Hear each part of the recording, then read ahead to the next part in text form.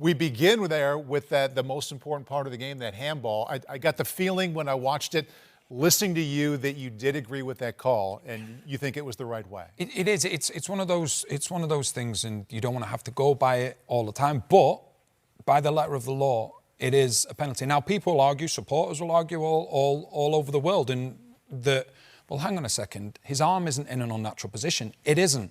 I don't like to see defenders having to put their arms behind their body like that just to make sure they don't handle it. For me, that's not the issue. It's the fact that Tarkowski then leans towards the ball. So he's then going into a situation where he's leaning towards the ball. If he stood up straight and the ball hits him, I don't think a penalty is given because his arm isn't in an unnatural position. It's because he makes that motion towards where the ball is. That's why the penalty ends up being given. So I was getting ready to watch and keep a really close eye and see where exactly the ball hit. But to you and your trained eye, it's much more about the fact that he leaned in. I think it is. We know with this area, a lot of the times you'll say, well, it's the T-shirt. Where does the arm start? Where does it stop?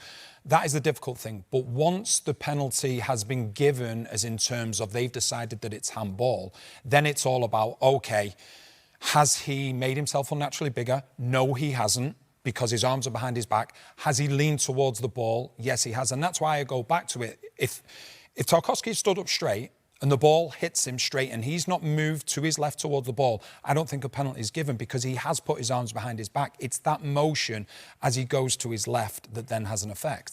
Hi there, I'm Rebecca Lowe, studio host of NBC's coverage of the Premier League. Don't forget to hit subscribe to watch more videos all season long, and for even more Premier League content, from original series to live matches, head over to Peacock.